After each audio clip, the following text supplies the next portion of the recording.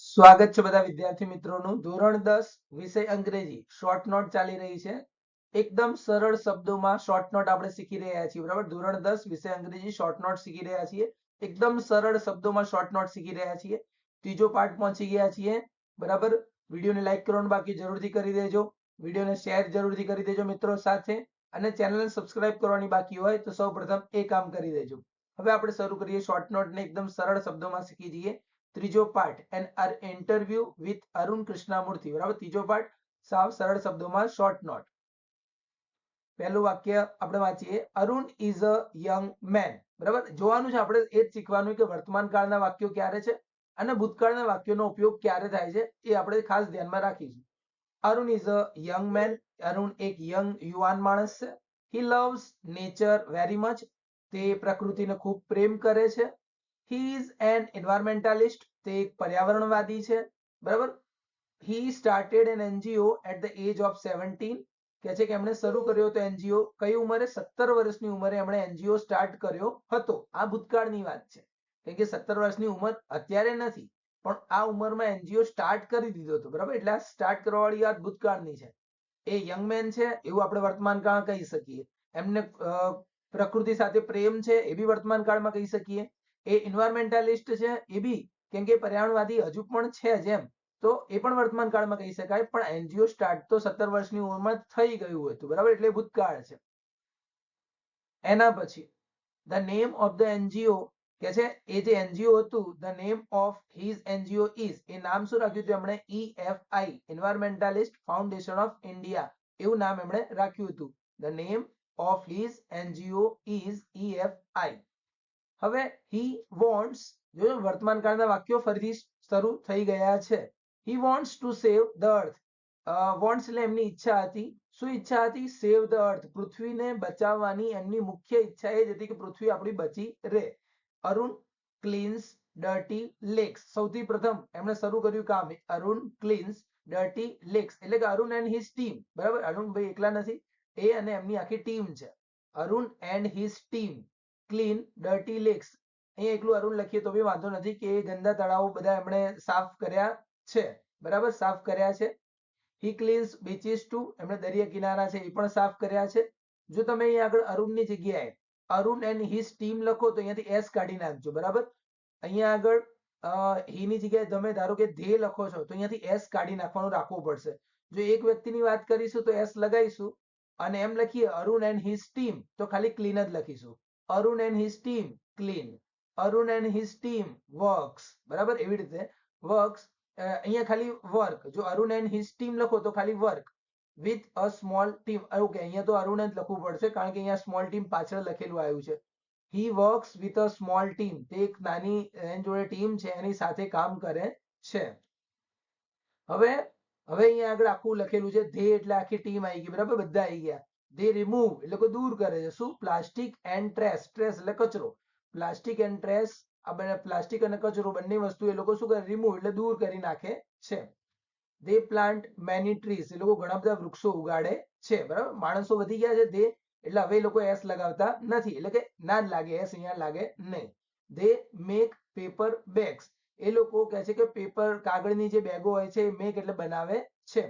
Arun head a job at Google, આ ભૂતકાળની વાત છે કે એમને ગૂગલમાં જોબ લાગી ગઈ હતી, બરાબર, એમની પાસે જોબ હતી ગૂગલ, વેરી ગુડ જોબ, ખૂબ જ સારી નોકરી હતી, બટ લેફ્ટ ધેટ જોબ, એ પરંતુ એ નોકરી એમણે છોડી દીધી હતી। લીવ એટલે છોડવું થાય, પણ અહીંયા લેફ્ટ લખેલું છે, ભૂતકાળ, એમણે નોકરી છોડી દીધી હતી। He wanted to work four nature, એમને શું ઈચ્છા હતી? કે હું પ્રકૃતિ માટે કામ કરું, બરાબર, પ્રકૃતિ માટે કામ કરું એવી એમની ઈચ્છા હતી। He wanted to work four nature, બરાબર, ભૂતકાળની વાત છે બધી, જ્યારે નોકરી છોડી હતી ને ત્યારે એમના મનમાં શું વિચાર ચાલતા હતા એની વાત છે। એમની ઈચ્છા હતી કે હું પ્રકૃતિ માટે કામ કરું।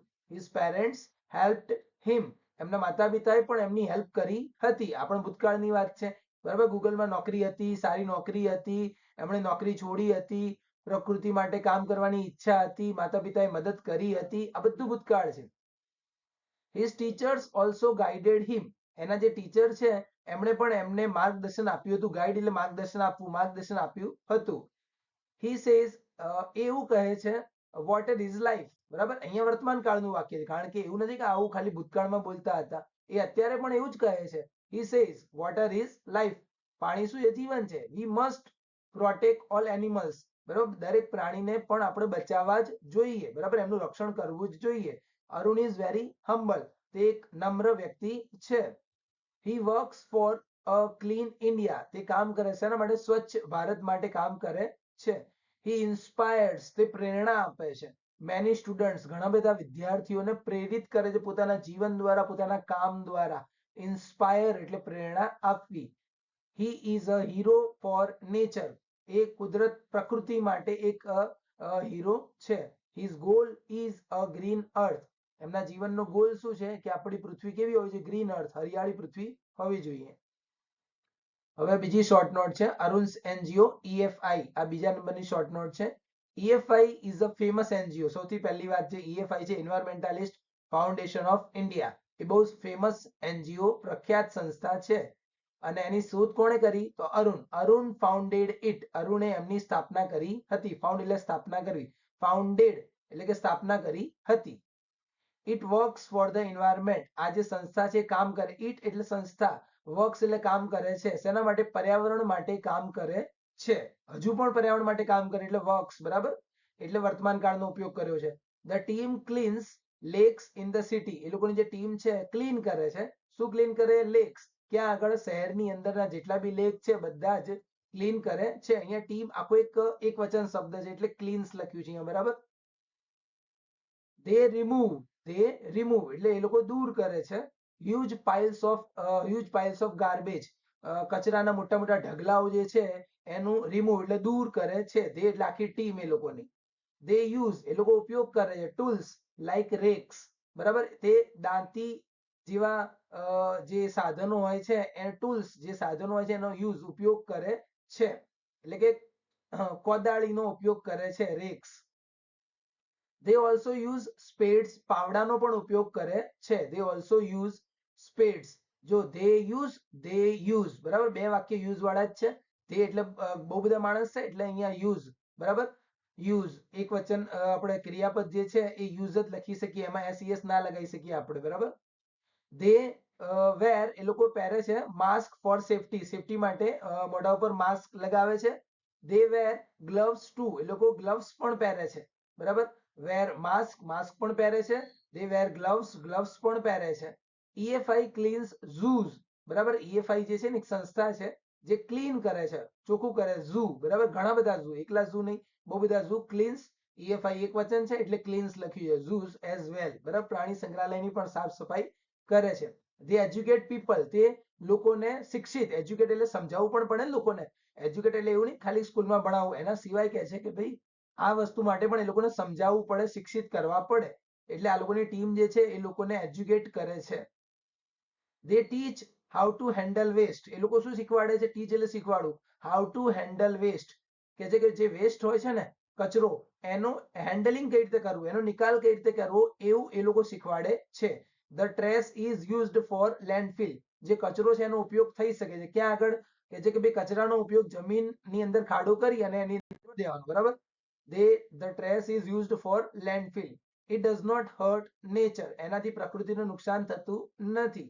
EFI offers fellowship. EFI જે છે એ ઘણા બધાને ફેલોશિપ પણ આપે છે. એટલે ઘણા બધાને જાતે એ લોકો શરૂ કરવું હોય તો એ પણ કરી શકે, એમની સાથે જોડાવવું હોય એ પણ જોડાઈ શકે છે, એવી ઓફર કરે છે. સ્ટુડન્ટ્સ કેન જોઈન ધેમ. વિદ્યાર્થીઓ જોઈન કરી શકે છે. બરાબર, કેન, અહીંયા આગળ કેન નો ઉપયોગ કર્યો છે, ક્ષમતા ધરાવો છો તમે પણ એમ. they train the volunteers. Volunteers એટલે જે લોકો પોતાની રીતે જાતે સ્વયં રીતે તૈયાર થતા હોય ને વોલેન્ટિયર્સ કહેવાય. બરાબર, એમને ટ્રેનિંગ આપે. ટ્રેનિંગ એનો મતલબ ટ્રેનિંગ એવો નહીં કે બધાને ટ્રેનિંગ આપી દઈએ આપણે, ના, બધાને નહીં. જેને તૈયાર હોય કે ભાઈ હા અમે કામ કરવા માટે તૈયાર છીએ, એને વોલેન્ટિયર્સ કહેવાય. એ લોકોને ટ્રેનિંગ આપે છે. Arun gives them field experience. Arun જે છે એ લોકોને જે ફિલ્ડ એક્સપિરિયન્સ, જે ક્ષેત્ર છે ને એનો અનુભવ પણ કરાવડાવે છે એ લોકો બધાને.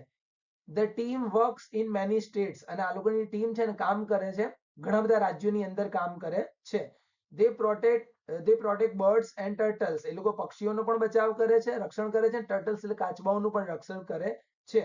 EFI is a very strong group. EFI છે ને એ બહુ જ મજબૂત ગ્રુપ છે.